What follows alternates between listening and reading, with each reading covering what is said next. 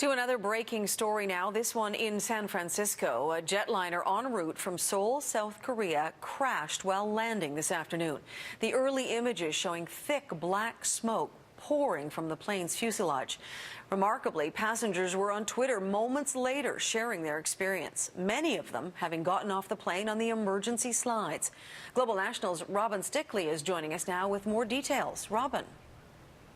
Jill, the very latest information we have is suggesting at least 2 passengers are dead and as many as 100 may be injured. I want to stress those numbers are unconfirmed right now. What we do know for sure, the FAA is calling this a crash landing. Flight 214, which is a Boeing 777 operated by Asiana Airlines, as you mentioned, coming in from Seoul, South Korea into San Francisco.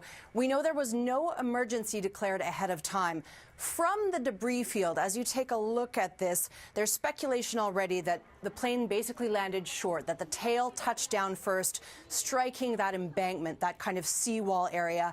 The tail rips off, the plane spins around at least once from what witnesses are telling us, and then it's on fire. The right side of the plane engulfed in flames. Almost immediately after, we saw footage of the emergency slides being deployed. And interesting to note, we also saw on Twitter one of the passengers tweeting a photo. And in the photo, you do see that some passengers were able to get out safely. Now, eyewitnesses on the ground say they knew watching this plane as it came in that something about it just did not look right. Take a listen. It was coming into land at the last minute.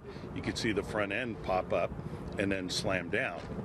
And then it went from there, and it eventually became the big explosion. It came in like this, and I was just watching the wheels, and it just hit like that, and the whole thing just collapsed immediately.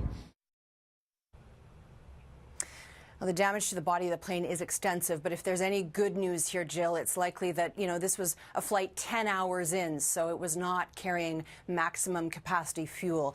We know that San Francisco's airport remains closed at this hour. Nothing is getting in, nothing is going out, and the National Transportation Safety Board investigators from here in Washington are on their way to begin their investigation. Again, we're hearing 2 dead, as many as 100 injured, but those numbers are not confirmed and likely to change.